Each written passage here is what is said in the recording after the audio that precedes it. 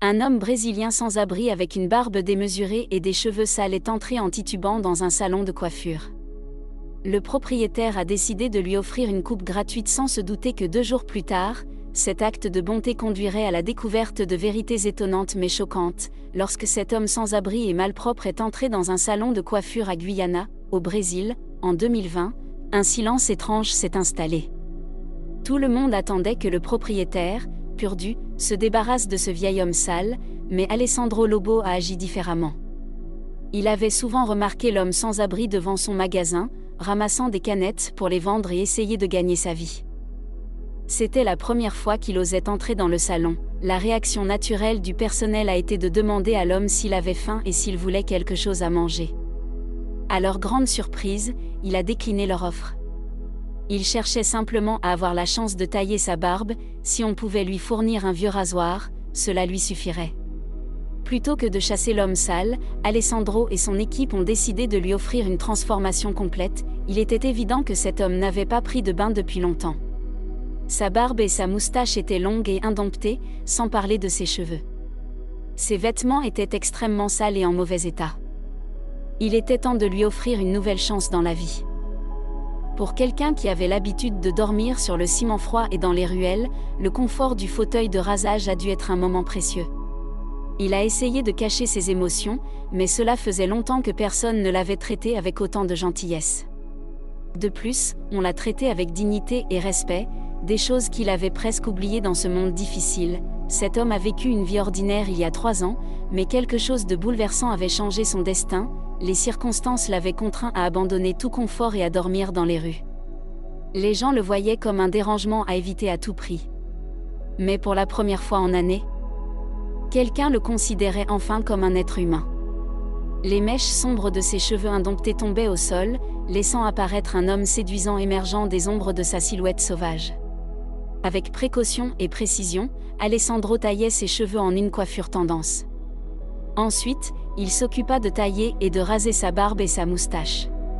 Sa peau et ses cheveux étaient exposés quotidiennement aux éléments rigoureux, de sorte que les produits de beauté pénétraient sa peau comme l'eau dans un lit de rivière asséché. Joao n'avait pas la possibilité de prendre soin de lui de manière à préserver sa dignité, mais ce matin-là, une équipe dévouée était à sa disposition pour faire de cette journée un moment inoubliable pour cet homme pauvre. Toute la séance de soins dura environ 2 heures. Finalement, Alessandra ajouta quelques vêtements neufs pour compléter la transformation. Joe quitta l'hôpital avec 3 nouvelles chemises, un pantalon, une veste élégante et une nouvelle paire de chaussures. Il était un homme de très peu de mots et n'a presque rien dit pendant la transformation. Lorsque tout fut terminé, il remercia sincèrement le personnel, mais l'expression sur son visage et la gratitude dans ses yeux étaient bien plus claires que n'importe quel mot pouvait l'exprimer. Pendant tout ce temps, le personnel prenait des photos de la transformation incroyable qui se déroulait sous leurs yeux. Bien que cet acte de gentillesse n'ait pas été fait pour promouvoir leur boutique, le propriétaire estima tout de même qu'il était approprié de partager ce voyage de transformation au sein des murs de Purdu avec le grand public. Très peu de gens auraient pu croire que les photos avant et après de Joao étaient celles du même homme, tellement incroyable était cette transformation. Comme Noël approchait, souvent appelée la période de la bienveillance, Alessandro accompagna les photos d'un appel à l'aide, exhortant ses concitoyens à prendre soin les uns des autres. Mais ce qui allait se passer était presque trop incroyable pour être vrai. Les photos de Joao Coelho Guimarius devinrent rapidement virales sur Internet, de nombreuses personnes commentant à quel point Alessandro Lobo était incroyablement généreux, alors que certains étaient émerveillés par l'apparence élégante et bien entretenue de cet homme.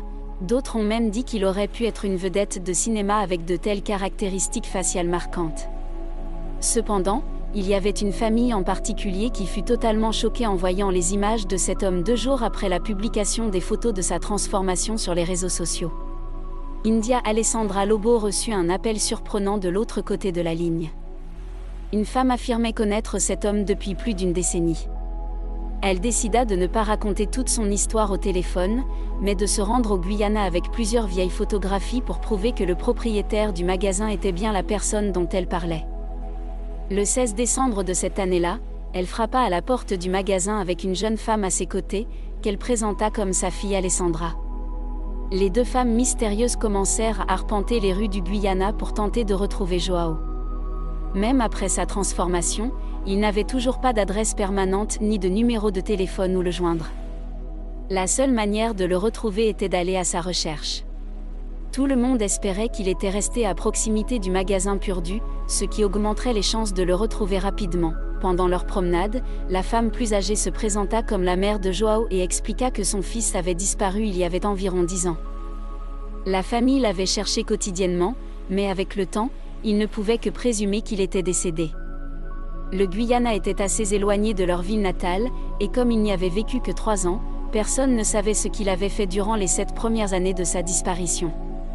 La police ne l'avait jamais retrouvé, et bien qu'elle n'ait jamais cessé de chercher, elle avait fini par se résigner à l'idée qu'elle ne le reverrait jamais. Cependant, elle n'avait jamais entièrement accepté sa mort comme un fait acquis.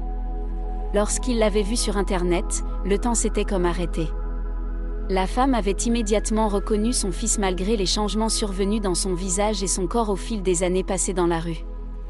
Il restait l'homme élégant qu'elle avait autrefois élevé. D'après les photos qu'elle montra à Alessandra ce jour-là, il était évident qu'il avait autrefois appartenu à une famille heureuse.